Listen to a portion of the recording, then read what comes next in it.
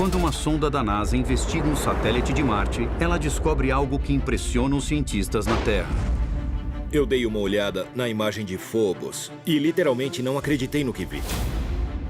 Uma grande estrutura eleva-se sobre a superfície da Lua. Se você estivesse na superfície de Phobos, ela seria como um arranha-céu. Ela é tão perpendicular que chega a parecer artificial.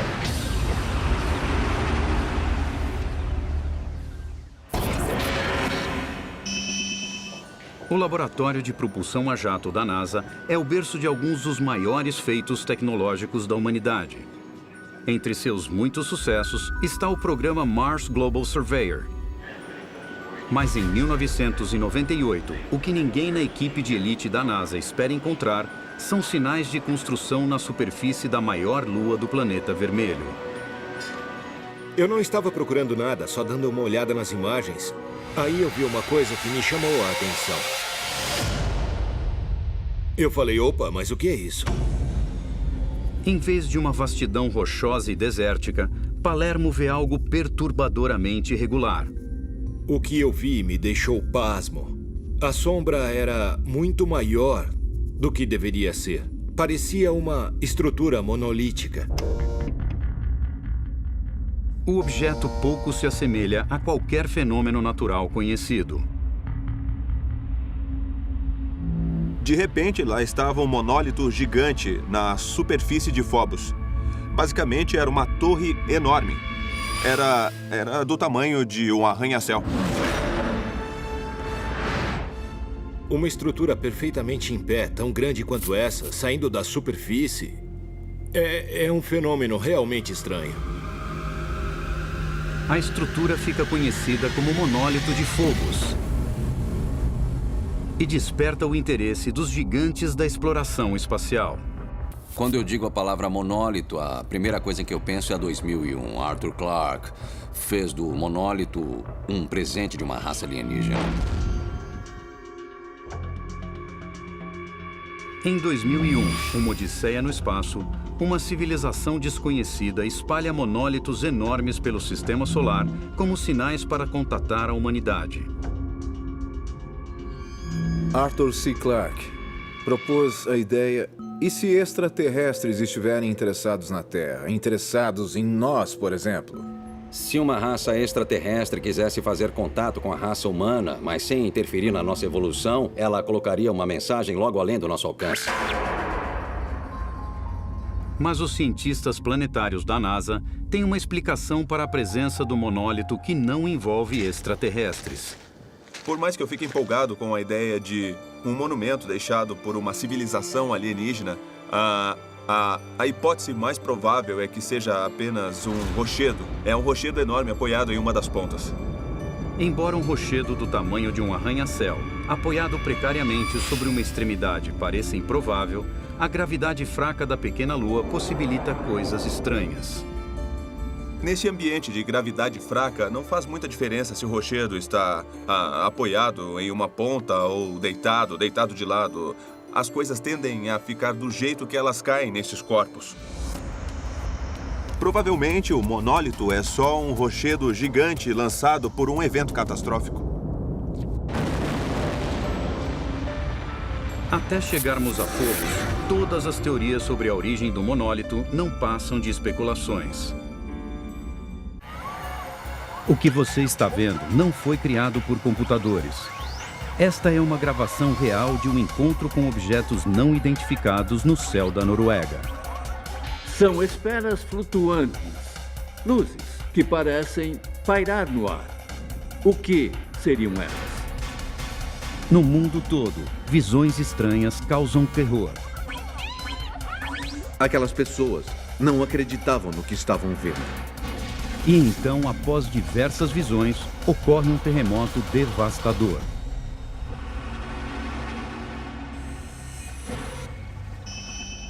Território de Yukon, Canadá. Um inspetor aposentado do governo, Jim Conacher, e sua esposa decidem passar uma manhã de suas férias no lago Tagish. Jim e a esposa estavam contornando a costa E a 300 metros de distância, eles avistaram 4 esferas brilhantes ou objetos de 1 metro de diâmetro. Objetos luminosos, vistos durante a luz do dia, teriam que ser muito claros, e eles ficavam parados, apesar do vento forte, o que sugere que estavam sob algum tipo de controle inteligente. É difícil imaginar que seja um fenômeno natural. E o modo como agiam era difícil de acreditar. O primeiro pensamento foi: o que são essas esferas? O que podem ser? A suspeita sobre elas ainda existe. As 4 luzes se moviam sobre a montanha e seguiram em direção a outras luzes que apareceram. Parece que elas se juntaram e foram embora. Na volta das férias, Conacher decide descobrir o que eram aquelas estranhas luzes. Mas, segundo o investigador Martin Jacek, sua pesquisa não obteve resposta. Ele enviou as imagens para o Instituto do Tempo, que enviou para o Departamento de Defesa Nacional. Disseram para ele que o caso era sigiloso e isso era muito intrigante. Os Conachers não foram os primeiros a ver aquelas luzes. Elas foram relatadas no mundo todo e a NASA quer saber por quê. O cientista da NASA, Friedemann Freund, investiga o fenômeno. Ele descobre que estas visões têm um precedente histórico. Há 200, 300 anos, as pessoas descreveram com grande precisão o mesmo fenômeno que estamos observando hoje. Portanto, eu acredito que essas luzes são um sinal de alerta de que algo dramático vai acontecer. Em 15 de agosto de 2007, o fenômeno causa terror nos céus de Lima, no Peru.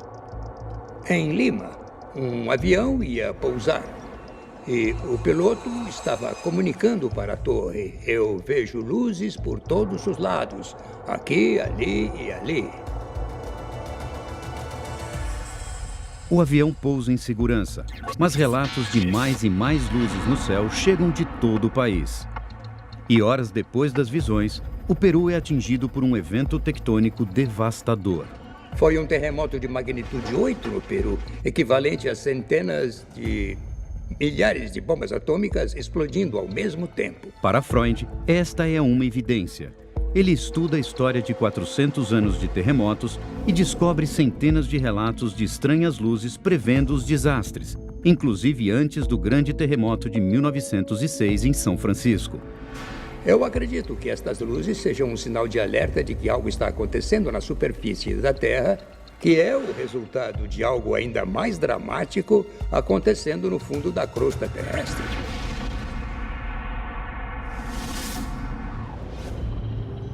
Culturas antigas do mundo todo viam os cometas como prenúncio de destruição. Mas com o avanço da ciência, veio a compreensão e o temor diminuiu. Em 2013, quando os olhos do mundo viraram para o céu para a chegada do cometa Ison, eles o observaram sem medo. Pelo menos no início. O cometa Ison foi divulgado como o maior e mais brilhante cometa em muito tempo. Todo mundo estava esperando o cometa Ison. O pessoal tinha grandes expectativas em termos de como ele seria e qual seria o valor científico dele. Desde a descoberta do cometa em setembro de 2012, a NASA rastreou a quantidade de gelo e poeira desde uma região distante do sistema solar, conhecida como Nuvem de Oort.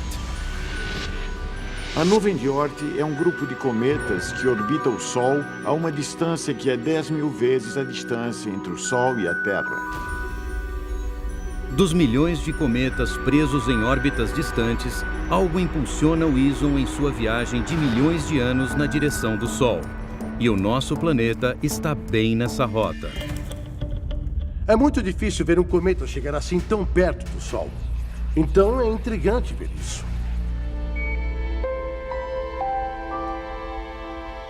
A NASA vai a limites extraordinários para capturar imagens do viajante interplanetário. Ela até cria um telescópio montado em um balão especial para o evento. Mas é uma imagem do telescópio Hubble que causa comoção na Terra. Quando nós passamos a observar melhor, ele tinha um formato que não fazia sentido. Era quase um formato triangular, algo que parecia muito artificial. Você vê um objeto em forma de V brilhando. Para quem não está acostumado, pode parecer um visual saído de um seriado de ficção científica. Quando se olha para a foto, fica fácil entender por que alguém acharia que é uma nave alienígena. Porque parece algo que saiu direto de um filme. Se você pensar bem, um cometa seria um disfarce perfeito para uma espaçonave passar sobre a Terra. A ansiedade cresce conforme ele segue em direção ao Sol. Mas depois das imagens iniciais intrigantes, o intitulado Cometa do Século não volta a aparecer por trás do astro. De repente, ele desapareceu. É como se aquela coisa enorme simplesmente sumisse. Em busca de uma explicação, a NASA procura pelo caminho projetado do cometa com telescópios em terra e no espaço. A gente achava que tinha sumido e de repente, bum, estava ali. Mas o intruso da parte externa do sistema solar parece ter sofrido durante sua passagem pelo Sol.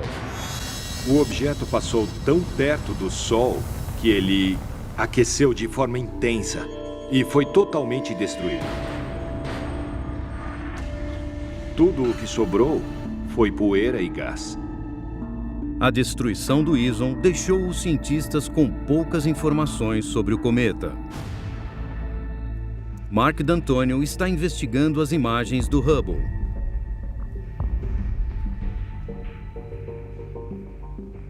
Essa imagem não é o que parece.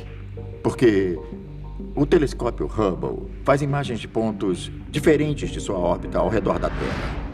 Conforme o telescópio tem a visão do cometa, ele tira uma foto por 8 longos minutos. E é essa que nós vemos aqui. Foi a combinação de 3 pontos de luz em formato específico que fez o Ison parecer algo além de um cometa comum. Mas D'Antonio acredita que este fenômeno pode ser explicado com manipulação da imagem. Neste caso específico, 3 imagens distintas foram combinadas em uma. 3 fotos do Ison tiradas em 3 momentos diferentes, com 13 minutos de diferença. Cada uma delas criou uma faixa de luz. Isoladas, todas elas não chamam a atenção, mas juntas causam